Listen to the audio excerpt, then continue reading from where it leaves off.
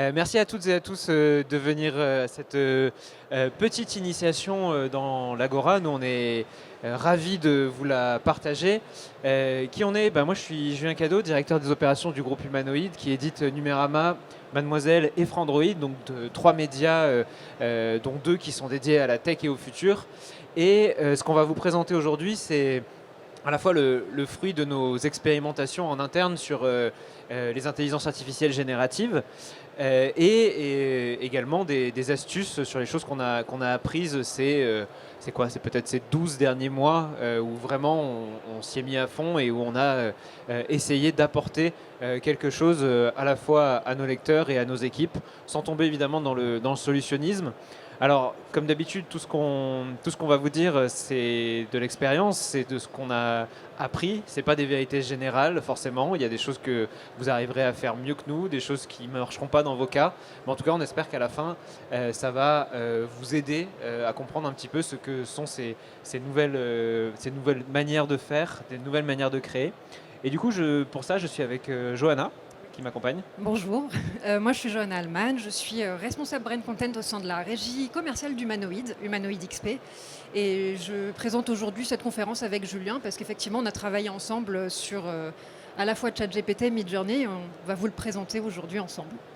Voilà, on s'est réparti les rôles avec Johanna. Johanna a pris chez nous des projets basés essentiellement sur l'image. Elle a fait beaucoup de workshops en interne pour former nos équipes à l'utilisation notamment de Midjourney. Et de mon côté, j'ai plus travaillé autour de ChatGPT et des algorithmes de génération d'intelligence artificielle générative textuelle. Donc on s'est séparé ça en deux. Et pour commencer, en fait, la conférence, si on s'en souvient, on l'a appelé ça « Mets du prompt dans ta vie ». C'était une petite manière d'introduire le sujet. Mais c'est quoi un prompt? Alors on a commencé par faire un petit test in situ, demander à ChatGPT. Vous voyez ce qu'il y a à l'écran? Non, vous voyez pas, c'est dommage. Du coup, on va se décaler, on va peut-être se mettre debout, comme ça. Parce que malheureusement pour nous en tout cas, nos slides sont importantes. Parce qu'on va vous montrer des choses. Vas-y, on se décale au maximum. De toute façon, on n'est pas important, c'est plutôt le texte. Ça va mieux? Ok, merci beaucoup. Donc, si on demande à ChatGPT ce qu'est un prompt, il va répondre dans un contexte informatique ou de programmation. C'est une invite de commande ou une invite. S'il y a des ingénieurs, vous savez tout à fait ce à quoi ça correspond. Et par exemple, un command prompt en anglais, ça serait une invite de commande en français. Donc là, on a directement demandé à ChatGPT cette définition. Mais aussi, et c'est ça qui est hyper intéressant et qui nous amène au sujet, c'est que un prompt, comme on le dit assez largement en français, dans un contexte d'écriture créative ou d'art, c'est une consigne, c'est le sujet. En fait, c'est ce que vous allez donner à faire. C'est la globalité du sujet que vous allez donner. Donc, par exemple, un writing prompt, ça serait une consigne d'écriture ou un sujet d'écriture. Donc, c'est assez simple à comprendre que on se retrouve avec un terme qui tout à la fois décrit l'interface, donc ici ChatGPT, qui est donc cette espèce d'interface textuelle que vous connaissez, qui porte bien son nom de chat, c'est-à-dire qui a une barre dans laquelle vous pouvez inscrire des choses et avec qui vous pouvez converser. Donc à la fois l'interface qui invite à écrire une commande et la consigne qui est inscrite. Donc ce prompt, vous l'avez vu, je vous l'ai remis en exemple sur l'écran. Moi, j'ai demandé comment tu traduirais un prompt en français et vous voyez très mécaniquement la réponse qui ressort ensuite. Alors après, ça a été à moi de trouver ce qui intéresse pour cette conférence. Et du coup, un prompt, finalement, ça peut être aussi simple comme celui que j'ai montré ici. Comment tu traduirais un prompt en français? C'est une question qui est très directe, où je tutoie l'informatique, limite je la personnifie. J'aurais pu tout à fait écrire comment traduit-on un prompt en français, ça aurait été la même chose. Moi je me suis adressé à la machine parce que c'est un peu ce qu'invite ChatGPT à faire. Mais en fait un prompt ça peut être aussi complexe. Et c'est ça plutôt que j'aimerais vous apporter, c'est vous apporter les nuances et vous apporter la manière de créer des prompts. Parce que quand on se met à travailler, avec des intelligences artificielles génératives, il ne faut pas croire que vous arriverez à des résultats simplement avec des phrases aussi vagues que comment tu traduirais un prompt en français. Ça, c'est très bien pour faire des petites introductions comme je les ai faites, mais ça ne permet pas d'amener de la productivité, ça ne permet pas d'amener des résultats précis. Un algorithme d'IA générative est de plus en plus précis à mesure que vous êtes précis. C'est ce que je montre ici. Le prompt que vous voyez là, c'est en réalité ce qui se cache sous le capot d'une des fonctionnalités qu'on a sur Numérama, qui est présente dans notre abonnement premium Numérama Plus, qui résume les articles de la rédaction en 3 bullet points et qui vont bien sûr être relus, vérifiés, corrigés. Donc ces résumés ne sont pas données brutes au lecteur à lire, mais c'est le prompt qu'on a lancé pour avoir un résumé d'un article cohérent et qui fonctionne quasiment à tous les coups. Et vous voyez, il y a des choses qui sont, on le verra plus tard, il y a des choses qui sont très, très précises dedans.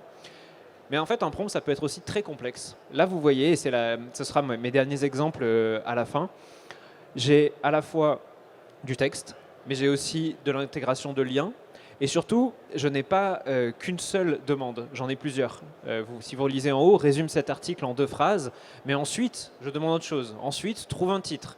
Ensuite, je demande encore autre chose. Enfin, formate le tout. Et en fait, la réponse de l'IA va être très séquentielle et elle va opérer les actions que je lui demande les unes à la suite des autres. Ce qui va nous permettre d'avoir un prompt très complexe pour un résultat très précis. Celui que vous voyez là, encore une fois, on est très transparent sur ce qu'on fait. C'est celui qui est utilisé pour une autre newsletter qu'on envoie, qui est générée par IA, qui s'appelle Artificiel. Et donc, c'est l'intégralité du prompt, à peu de choses près, parce qu'on l'a refaite, on a créé un back-office maintenant, mais c'est à peu près le prompt qu'on envoie pour demander à une IA de créer une newsletter plus intéressante que simplement un envoi d'un titre et d'une image. En bref, de cette petite introduction, qu'est-ce que vous pouvez retenir? Alors un prompt, on peut dire que c'est une consigne qui est donnée à une intelligence artificielle générative avec laquelle vous souhaitez travailler. Donc évidemment, ce n'est pas l'IA qui travaille, hein, c'est vous qui travaillez avec elle. Ça, il faut toujours le garder en tête. Il n'y a pas vraiment de magie derrière les systèmes d'IA générative. C'est surtout de l'aide à la production et de l'accompagnement de la production. Le prompt, il est écrit en langage naturel et c'est ça qui est hyper intéressant. C'est pour ça que ça a explosé aussi vite. C'est que contrairement à beaucoup de phases de l'informatique ces dernières années où on avait besoin d'apprendre un autre langage pour s'y intéresser, pour être créateur de nouvelles technologies. Avec les IA génératives, on parle le langage naturel, donc celui que je parle ici et que vous voyez dans tous nos exemples. Donc c'est à la portée d'absolument tout le monde. Il n'y a à peu près aucune discrimination au niveau des connaissances nécessaires et des prérequis quand on parle d'IA générative. En revanche, évidemment, il y a des choses à apprendre, sinon on ne serait pas là. Un prompt, c'est plus ou moins long selon la tâche que vous avez à donner, et c'est plus ou moins détaillé ou précis selon la nature du résultat que vous souhaitez obtenir. Donc c'est vraiment des choses simples à retenir qui seront valables pour le texte et pour l'image. Johanna vous en parlera juste après.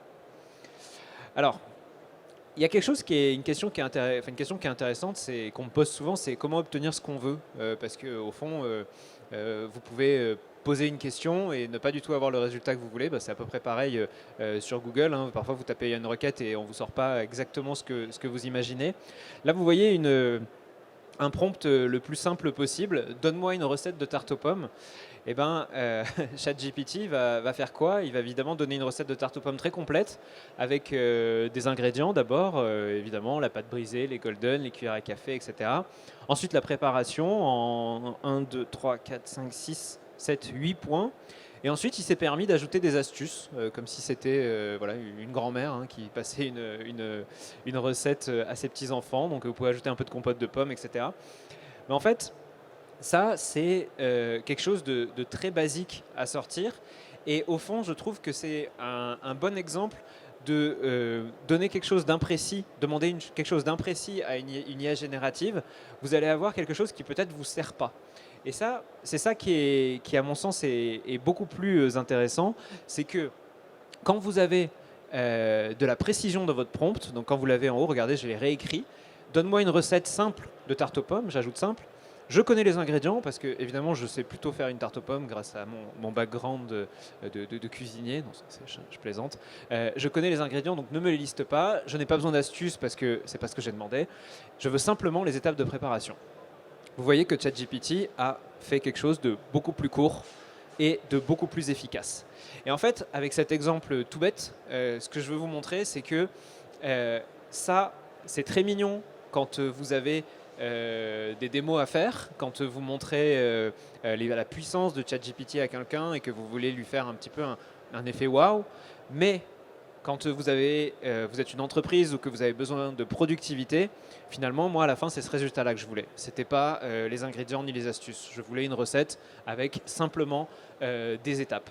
Et ça, j'ai dû spécialiser mon prompt pour avoir cette nuance. Et je trouve que c'est ça qui est le plus important, c'est savoir un peu qualifier ce qu'on veut faire en fait. Est-ce qu'on veut le laisser halluciner une réponse qui est une réponse globale, généraliste, ou est-ce qu'on veut vraiment utiliser sa réponse pour un usage professionnel qui a un cahier des charges bien plus large et bien plus spécifique.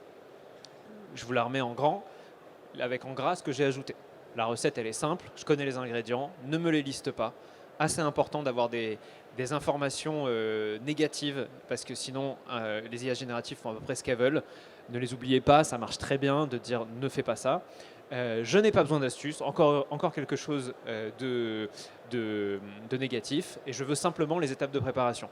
Comme vous voyez, on est aussi, encore une fois, dans du langage très naturel. Je n'ai pas fait, comme j'aurais pu le faire par exemple sur Google, mettre des opérateurs logiques. Je n'ai pas fait d'exclusion, je n'ai pas fait de site de points comme parfois je le fais quand je cherche, si j'avais voulu chercher par exemple sur un site comme Marmiton, ma recette, j'aurais fait site de points Marmiton sur Google et j'aurais tapé tarte aux pommes. On est dans quelque chose de beaucoup plus accessible. Mais voilà, j'ai quand même 3 leçons à vous donner pour que vous ayez peut-être une étape d'après, donc pour passer de l'étape 1 au prompt, du prompt à l'étape 2 qui est l'étape la plus, finalement la plus efficace et la plus intéressante. Être précis ou subir les conséquences. Quelles conséquences ça peut être? Ça peut être en fait de laisser l'IA faire à peu près ce qu'elle veut. Et donc, si vous lui dites écris-moi un résumé d'un article, elle peut se laisser aller à écrire 4 pages. Vous n'en avez pas besoin. Le résumé dans votre tête, c'était 3 lignes, c'était 200 caractères. Si c'est 200 caractères, il faut écrire qu'il faut un résumé en maximum 200 caractères. L'IA ne le fera pas toute seule. Ici, ce que je vous mets en gras, je veux que tu fournisses un résumé pertinent et précis en 3 bullet points de l'article que je vais te donner au format HTML, liste UL LI. Donc là, c'est moi, le spécialiste, qui ai pu donner à la machine que je veux du format HTML et que je veux une liste avec du coup le code pour mettre en forme une liste. Chaque bullet point de la liste ne doit pas dépasser une phrase et une information. Après, je cadre ma demande parce que sinon l'IA va faire n'importe quoi. Hyper important, indique uniquement des bullet points au format UL, LI et rien d'autre. C'est très important. Ces phrases-là, on les a travaillées avec Johanna. On les a travaillées avec Johanna pendant une bonne partie d'une après-midi. Ces 2 petites phrases, elles ont tout changé sur le prompt global qu'on a mis en place. Pourquoi? Parce que sans mettre uniquement des bullet points, avec uniquement en majuscule, le ChatGPT, ou plutôt GPT-4, du coup l'interface de programmation, nous renvoyait toujours une introduction. C'est-à-dire que nous, on voulait simplement une liste de 3 bullet points et le logiciel, qui est idiot, hein, faut pas l'oublier, disait toujours voici la liste de 3 bullet points que vous avez demandé 2 points. Je n'ai pas besoin de ça. Moi, je veux juste la liste. Donc, qu'est-ce qu'on lui a dit? On lui a dit indique uniquement les bullet points. La phrase d'après, et ça, c'est ce qui est un peu, ça relève de la magie peut-être pour certains, mais c'est comme à un enfant, comme à quelqu'un qui ne sait pas ce qu'il fait, il faut lui dire que certaines choses sont très importantes. Donc en fait, il y a des choses vous pouvez accentuer un prompt ou une partie d'un prompt en disant ça c'est important. Donc il faut l'écrire, c'est très important, parce que sinon cette règle-là, il est possible que l'IA la saute et se dise en fait c'est au même niveau que les autres et du coup je peux peut-être ne pas l'appliquer. Non, celle-là elle est très importante, on l'écrit. Et ça permet de changer du coup l'accentuation de votre prompt et de changer aussi la réponse que vous allez avoir. Même chose, là on est sur des précisions extrêmes. Ça a été demandé par les journalistes de Numérama parce que l'IA mettait toujours des guillemets anglais, donc les guillemets qu'on fait avec ce signe de la main, hein, alors qu'on avait besoin de guillemets en chevron, donc appelés aussi guillemets français. J'ai ajouté ça au prompt. Si tu dois utiliser des guillemets, donc si, bah, évidemment, on n'est pas dans on ne lui demande pas quelque chose d'absolu, c'est s'il doit le faire, il doit utiliser des guillemets français. De la même manière, s'il doit citer une œuvre culturelle, on le sait, c'est des règles de typographie, il faut la mettre en italique. Bah ça, il ne le fait pas naturellement en fait. ChatGPT, il est pas mal entraîné sur des corpus anglo-saxons. En anglais, souvent, les médias, les universitaires mettent entre guillemets les œuvres. Et donc, on avait systématiquement des œuvres entre guillemets. Ne la mets pas entre guillemets, mais en italique. Et je me suis même permis d'ajouter la précision du i/i, c'est-à-dire encadre ça avec le bon code HTML qui va permettre de mettre en italique le nom de l'œuvre. Donc en fait cette précision elle n'est pas superflue du tout, c'est-à-dire que si on ne l'avait pas écrit on aurait eu des erreurs et donc c'est comme ça qu'on raffine un prompt petit à petit. Alors évidemment ça se fait sur l'usage, Numérama publie beaucoup d'articles et du coup on a un catalogue qui nous permet à la fois de voir où on a fait des erreurs, mais à chaque fois que vous créez un prompt, ne le testez pas sur une commande, testez-le sur des tas de commandes, testez-le sur une variété très large de ce que vous avez à demander et à l'interface que vous demandez. Parce que vous allez repérer les erreurs et vous allez pouvoir les corriger. Qu'importe si le prompt est long, ce n'est pas un problème. Le prompt long n'est pas un souci. À la fin, vous avez ça. On a un prompt qui a permis de résumer un article du coup de Marcus Dupont-Bénard, qui est notre journaliste scientifique, sur un article intitulé « Des physiciens montrent que le temps est réversible dans le verre ». Et l'IA a résumé du coup l'article, et Marcus l'a évidemment corrigé, pour qu'ensuite il soit envoyé dans une de nos newsletters premium. Donc ce résumé-là, c'est le résultat du prompt que vous venez de voir avant. Leçon 2, conditionner l'algorithme. Très important. Je vais vous montrer des exemples drôles, mais vous allez voir que conditionner l'algorithme, c'est une des choses les plus fondamentales qui s'est produit à peu près au milieu de l'année dernière. C'est-à-dire que quand ChatGPT est devenu très grand public, on a commencé à écrire dans ChatGPT en espérant qu'il donne de bons résultats tout de suite. En revanche, on a compris qu'il y avait un conditionnement de l'algorithme qui marchait extrêmement bien. Ici, vous voyez la phrase « En tant que journaliste et écrivain expert en nouvelles technologies ». Elle permet de dire à ChatGPT, tu es cette personne. Du coup, je vous montre un petit peu un prompt basé sur ça. Tu es journaliste et écrivain expert en nouvelles technologies et tu écris pour un journal en ligne. Ne présente pas ta fonction parce que sinon il allait dire je suis expert en nouvelles technologies, etc. Encore une fois, l'algorithme est idiot. Si vous ne lui dites pas de ne pas faire des choses, il les fait. Et écrit un court paragraphe détaillant les caractéristiques du processeur Apple M1. Je ne vais pas tout vous lire parce que je n'ai pas non plus un temps infini, mais on a un style très journalistique, très sobre. Le processeur Apple M1, lancé fin 2020, conçu sur une technologie de fabrication avancée de 5 nanomètres, il intègre 16 milliards de transistors, etc. C'est des caractéristiques qu'il connaît parce qu'il va les chercher sur Google. Mais moi, ce que je veux vous montrer ici, c'est que le style est un style un style très sobre et très objectif. Maintenant, je fais la même chose avec un autre conditionnement. Tu es un poète, disciple d'Homère, ayant travaillé ton style sur les récits épiques de la Grèce antique. Et c'est là où c'est rigolo, c'est que je garde exactement la même fin de prompt. Tu écris pour un journal en ligne, donc bon, c'est un poète qui a voyagé dans le temps. Hein. Ne présente pas ta fonction, comme tout à l'heure, écris un court paragraphe détaillant les caractéristiques. Bon, bah là, on est dans un style littéralement différent. Je vous lis les premières phrases, hein, si vous ne les voyez pas. Dans le vaste et tumultueux océan de la technologie moderne, d'un fier navire émerge le processeur Apple M1, un titan parmi les puces qui, avec ses héros, les cœurs CPU et GPU, forge un nouveau mythe dans le royaume des semi-conducteurs. La suite est du même acabit. La seule chose qui a changé, c'est le conditionnement de l'algorithme. C'est de dire à l'algorithme, tu es qui? Et ça, je lui ai dit dans le prompt. C'est une des leçons très importante parce que vous voyez que les résultats sont littéralement différents. Ça ne change pas une virgule, ça change la quasi-totalité de la séquence qui est renvoyée. Et donc, conditionner l'algorithme, ben voilà, vous avez l'exemple en un screenshot. Ici, tu es un journaliste et écrivain expert en nouvelles technologies et tu écris pour un journal en ligne. Tu es un poète, la seule chose qui est la même, c'est ce que je lui demande de faire. Donc en fait, vous voyez que le prompt que je lui demande de faire écrit un court paragraphe détaillant les caractéristiques du processeur Apple M1, c'est exactement le même dans les deux cas. Donc ça montre à quel point le conditionnement est important pour le résultat que vous voulez obtenir. Aujourd'hui, ChatGPT vous permet de faire des GPT custom que vous pouvez enrichir, que vous pouvez moduler. Alors c'est dans les versions payantes, mais du coup vous pouvez créer des sortes de personas, par exemple spécialiser un GPT custom comme ça dans une discipline qui est une discipline professionnelle et un autre vous le personnalisez par exemple pour raconter des histoires, voilà, créer des fictions. Ce sera deux conditionnements strictement différents qui ne feront pas du tout la même chose. Du coup, on a un niveau de précision qui est encore plus élevé quand on conditionne l'algorithme, encore une fois, en regard de ce qu'on veut lui faire faire. Leçon 3, ajouter des paramètres.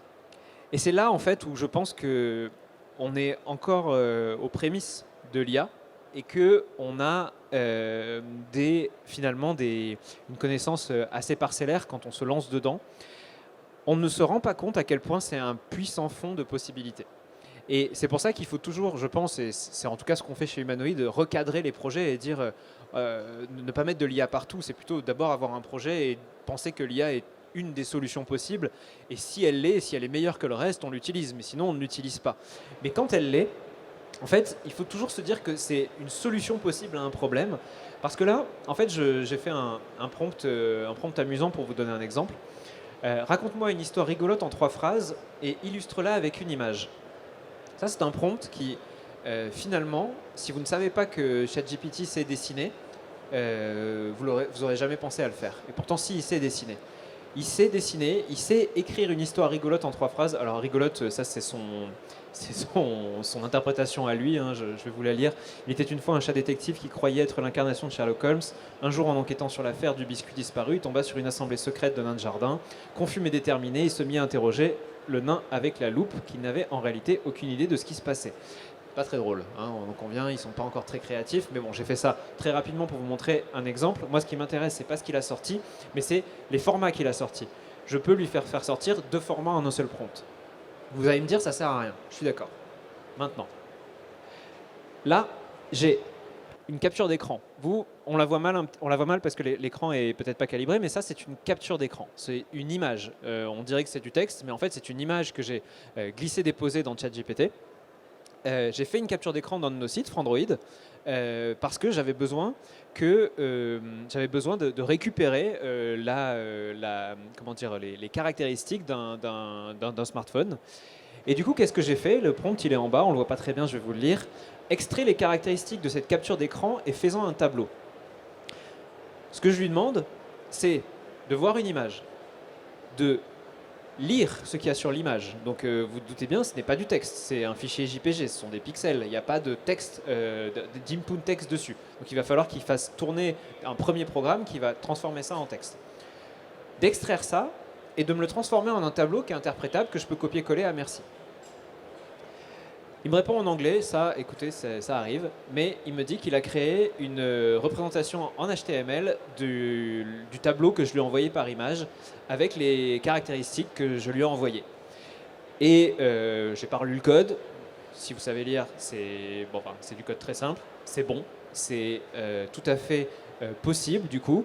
Et en fait, là, ce que je veux vous montrer, c'est que avec le prompt précédent, je lui ai fait faire finalement pas qu'une seule tâche. Je lui ai fait lire une image, interpréter les caractéristiques, les ordonner et les mettre au format HTML. Ça, c'est quelque chose qui, pour le coup, devient, à mon sens, une possibilité professionnelle d'utilisation de ChatGPT. Si vous avez de la base de données à faire, il est plus rapide et plus efficace que vous pour la traiter et pour la mettre en forme. Parce que je peux lui demander aussi, juste après, de me transformer ce qu'il a fait en HTML ici en un format CSV. Il est capable de m'exporter un CSV avec exactement les mêmes données au même endroit. Et ça, c'est pareil. Le CSV, vous savez, c'est un format de base de données très simple à utiliser. Si vous avez, on est parti d'une image, mais si vous avez des quantités colossales de données à exploiter, vous pouvez tout à fait le faire faire par une IA en donnant les bonnes ressources et les bonnes consignes. Et ça, je trouve ça assez bluffant. Et ça m'amène en fait à ma conclusion. Je vais laisser Johanna ensuite parler. Mais ce que vous venez de voir avec les CSV, c'est possible avec des tas de choses. Vous pouvez ajouter du lien, vous pouvez ajouter du contexte, vous pouvez ajouter de l'audio. Il y a énormément d'input et d'output qui sont possibles aujourd'hui avec un prompt. Et en fait, finalement, c'est documenté, mais le mieux, c'est de tester et vous allez avoir des résultats qui sont parfois surprenants. En tout cas, moi, ils me surprennent absolument tous les jours. En bref, pour résumer cette intervention, j'ai envie de le répéter plein de fois parce que ChatGPT est bête, vraiment. Hein, c'est pas quelque chose de très. C'est pas un logiciel extrêmement qui a une intelligence qui va lui faire des choses seul. Il est docile et efficace, ça c'est vrai. Donc en fait, plus vous êtes précis, plus vous le contrôlez, plus vous arrivez à des résultats exploitables et à des choses qui sont finalement professionnellement intéressantes. Les petits tests que vous faites au début et que tout le monde fait, finalement on les fait et on s'en lasse. Ça n'a aucun intérêt à part faire un test du programme et voir de quoi il est capable. Si vous voulez être professionnel et utiliser ça dans un cadre professionnel, il va falloir augmenter votre niveau de prompt et ne pas hésiter à rentrer dans les précisions et dans la connaissance de tout ce que ChatGPT peut faire. Plus vous donnez de contexte, mieux il se comporte. Et surtout, dernier conseil qui à mon sens est hyper important, il n'a pas peur de multiplier les tâches complexes, de séquencer les actions ou de créer des formats qui ne sont pas du texte. Ça, c'est peut-être quelque chose qu'on met du temps à débloquer quand on pense à une interface textuelle, mais parce qu'on a aussi trop l'habitude des assistants type domotique, Siri, Google Assistant, etc. Quand on leur demande 2 choses, ils sont incapables de les faire. Ils vous disent reposez-moi la question ou séquencez ça en 2 fois.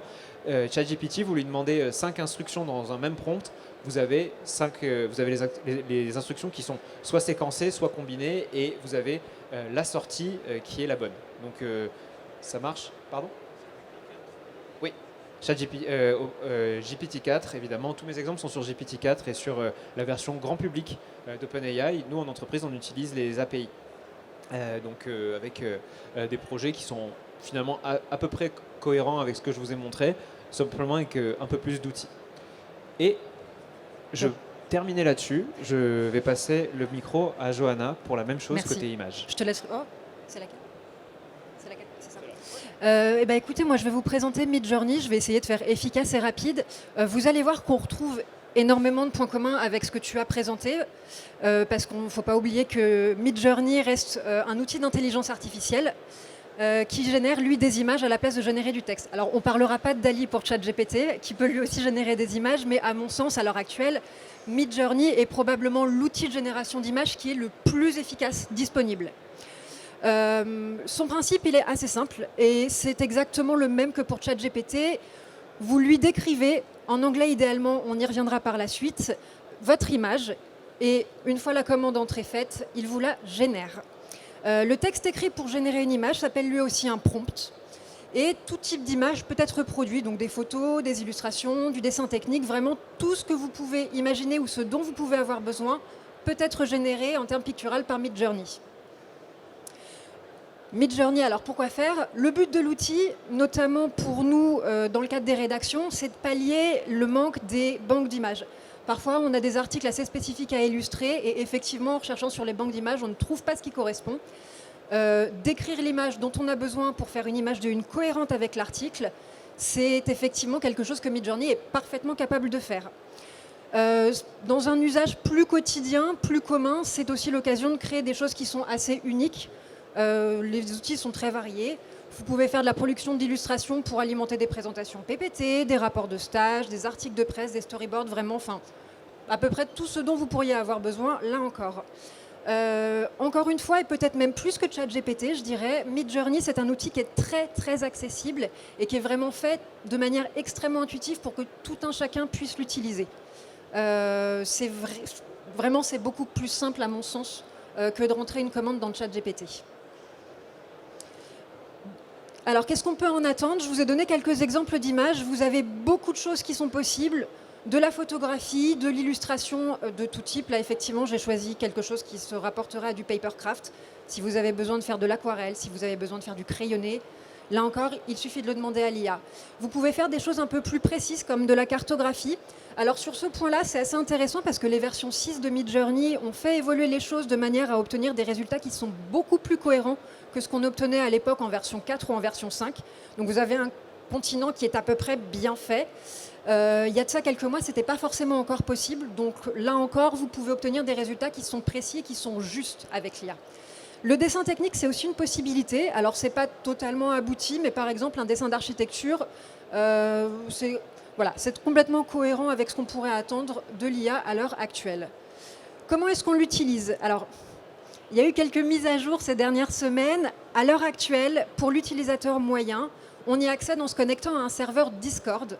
Donc pour ça, il faut que vous créez un compte sur Discord et que vous rejoigniez le serveur dédié de Midjourney, qui contient énormément d'espace dédié à la discussion et à la création de contenu. Dans les semaines, mois qui viennent, si je ne dis pas de bêtises, un site alpha devrait être disponible pour tous les utilisateurs, beaucoup plus simple d'approche, beaucoup plus intuitif, qui permettra uniquement de rentrer facilement une commande d'image et de générer des résultats qui sont attendus. À l'heure actuelle, donc sur Discord, pour lancer un prompt, vous avez une commande qui est à rentrer, qui est la commande Imagine. Donc c'est comme ce que disait Julien, c'est une commande un peu de développeur.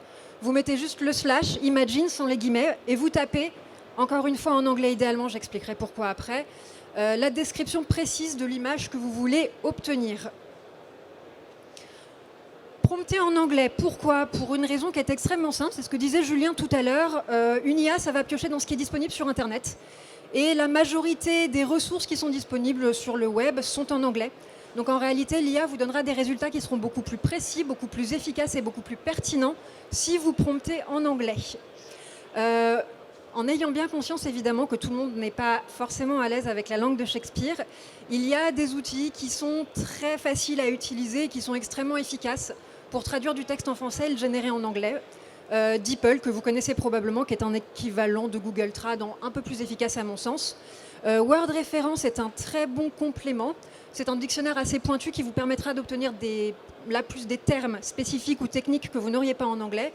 Et puis ChatGPT, encore une fois, qui est aussi extrêmement bon pour traduire des textes en anglais. On ne l'a pas vu, mais effectivement, l'outil fait très bien ce travail-là. Construire un prompt ensuite. Dans les premières versions, donc, Midjourney avait besoin de prompts extrêmement détaillés pour pouvoir donner un résultat qui soit cohérent avec vos attentes. Aujourd'hui, avec la version 6, les règles ont légèrement changé. C'est-à-dire que si vous écrivez un prompt très très long qui fait 15-20 lignes, ça ne vous garantira pas d'obtenir un résultat qui est plus cohérent ou plus intéressant que si vous lui demandez le tout en une seule phrase. En revanche, quelque chose qui n'a pas vraiment changé, c'est le choix des mots. Encore une fois, bien dicter à l'IA ce que vous voulez et ce que vous attendez d'elle, exactement comme sur ChatGPT, c'est essentiel. C'est-à-dire que, par exemple, si vous voulez générer l'image d'une grande table, ne dites pas grande table, donnez un ordre de grandeur. Vous voulez qu'elle soit gigantesque, vous voulez qu'elle fasse le tour de la Terre. Soyez précis dans cette demande-là parce qu'effectivement, l'IA va l'interpréter plus précisément. Il est aussi important de quantifier ces demandes dorénavant. C'est-à-dire que si vous voulez générer l'image d'une foule, dites-le. Ne dites pas « je veux plusieurs personnes », dites « je veux une foule de personnes, je veux des millions de personnes, je veux un rassemblement de personnes » ou à contrario, je veux uniquement une petite dizaine de personnes éparpillées ça et là sur mon image. Soyez précis, soyez descriptif, factuel et vous aurez l'assurance d'obtenir des résultats qui satisferont à vos attentes. Ça ne marche plus. Attends.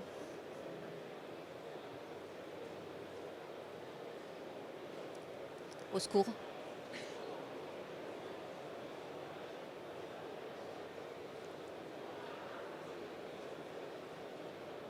Pendant ce temps-là, vous pouvez en profiter pour faire vos premiers prompts. Ah, parfait. Lors de vos premiers prompts d'images, on conseille de les composer comme on pense la composition d'une image. Alors, pour ceux qui font un peu de photo, je pense que l'exercice ne sera pas très compliqué. Pour ceux qui n'ont absolument pas l'habitude de la photo ou qui ne sont pas forcément très à l'aise avec vraiment le fait de transformer votre description d'image en étapes, il y a quelques règles qui sont intéressantes à respecter et elles se divisent en deux parties. La première partie, c'est les caractères principaux. Donc ce que vous allez taper en premier, ce qu'on conseille de taper en premier dans votre prompt, c'est le support. Quel est le type d'image que vous voulez? Est-ce que c'est une photo? Est-ce que c'est une illustration, une aquarelle? Est-ce que c'est un dessin technique, encore une fois? Quel est le sujet de votre image? Donc qu'est-ce qui va être au centre de votre image? Qu'est-ce qui est le plus important? Est-ce que c'est une personne, un animal? Est-ce que c'est un objet spécifique? Dans quel environnement est-ce qu'il évolue? Est-ce qu'il est seul au milieu de nulle part? Est-ce qu'il est en intérieur? Est-ce qu'il est en extérieur? Est-ce que c'est de jour? Est-ce que c'est de nuit? Donc voilà, ça c'est les 3 premiers caractères qui sont essentiels à donner en début de prompt à votre IA pour qu'elle puisse vous générer quelque chose qui ressemble à ce que vous attendez, encore une fois. À côté de ça, il y a des caractères secondaires qui vont vous permettre de personnaliser l'image et d'obtenir quelque chose de approchant un peu plus ce que vous avez en tête. Donc le type d'éclairage est très important. Est-ce que vous voulez une lumière dure, une lumière douce? Est-ce que vous voulez que l'éclairage soit en arrière-plan, au-dessus, en contre-plongée, etc. Donc ça, c'est important de le préciser à l'IA. La colorimétrie aussi a son importance parce que ça pose l'ambiance d'une image, encore une fois. Est-ce que vous voulez des tonalités froides, chaudes? Est-ce que vous voulez quelque chose de très précis comme le teal and orange? Est-ce que vous voulez quelque chose de plutôt verdoyant? L'ambiance également est importante. Est-ce que vous la voulez inquiétante, calme, mystérieuse, etc. Voilà, là vous avez quelques exemples. Et puis enfin, la composition de l'image est effectivement très importante aussi parce que ça permettra de placer le sujet principal au sein du résultat. Est-ce que vous voulez une vue en portrait, en close-up, en panoramique? Est-ce que vous voulez une vue aérienne, en contre-plongée? Enfin voilà. Tous ces détails-là sont importants pour façonner une image de la même manière que vous sculpteriez un bloc de marbre pour obtenir quelque chose de très précis et de très bien détaillé. Je vous ai du coup donné un exemple avec les résultats qui sont en dessous et je vous ai surligné en différentes couleurs à quel type de caractéristiques correspond chaque partie du prompt. Donc le support, c'est de la photographie professionnelle. Alors après, vous verrez au fur et à mesure de vos tests qu'il y a effectivement quelques petits mots supplémentaires qui sont intéressants à intégrer à votre prompt, professional notamment en complément de photographie. Ça, c'est le support. Small Red Wooden Cabin, c'est le sujet principal. Donc, vous voyez qu'il apparaît au centre de l'image. Lost in the Middle of a Big Blue-Green Forest. Donc là, on a donné beaucoup d'informations sur l'environnement à l'IA. Vous pouvez aller évidemment encore plus loin sur toutes ces caractéristiques, mais là, on vous donne quelque chose vraiment pour débuter. Very Soft Morning Pale Light, ça, c'est le type d'éclairage qu'on veut. Donc, quelque chose, là encore, d'assez précis. La colorimétrie. Bon. La colorimétrie, on la veut chaude et avec des couleurs un peu douces. Et enfin, l'ambiance. Et enfin, l'ambiance, on la veut calme et mystérieuse. Et on veut, en tant que composition, un paysage en vue grand angle. Voilà. Pour aller plus loin, c'est là que j'en viens à ma dernière slide. Encore une fois, exactement comme pour ChatGPT, les outils d'IA sont constamment en évolution. Généralement dans le bon sens. Ce qui est valable aujourd'hui et ce que je vous ai présenté peut très bien changer du tout au tout dans quelques semaines, quelques mois. Donc là encore, c'est un outil qui appelle à l'empirisme. Faites des tests, regardez ce qui fonctionne, regardez ce qui ne fonctionne pas. Si vous voulez vous en servir dans un usage professionnel, n'hésitez pas à tenir un journal de bord. Ça peut être utile aussi. Moi, c'est ce que je fais et ça m'aide à me souvenir de ce qui a fonctionné, de ce qui a moins bien fonctionné. Consultez aussi des ressources. Il y en a plein sur Internet. Il y en a certaines qui sont plus pertinentes que d'autres. Les 4 que je vous conseillerais, ce serait évidemment les canaux Discord de Midjourney, qui sont extrêmement complets. Vous avez littéralement des sous-rooms pour absolument tout. Pour tester vos prompts en tant que débutant, pour discuter avec les développeurs, pour suivre les annonces juste de Midjourney. Et puis pour reporter éventuellement des bugs, vous inspirez aussi, parce que tout le monde poste sur les canaux Discord, donc vous pouvez aussi attraper certains prompts. Inspirez-vous d'autres prompts, vraiment, n'hésitez pas. Le subreddit de Midjourney, lui aussi, est extrêmement riche. Et c'est probablement là que vous trouverez des réponses à toutes vos questions également, parce que les gens qui ont des problèmes, outre le fait qu'ils vont poser leurs questions dans Discord, ils les posent aussi sur Reddit. Donc c'est un excellent moyen de trouver des réponses à vos questions. Le blog de Midjourney aussi, je vous le conseille, il est vraiment très bien, particulièrement la catégorie Showcase, qui montre des résultats vraiment, c'est une sorte de curation. Donc vous avez des très très belles images avec leurs prompts.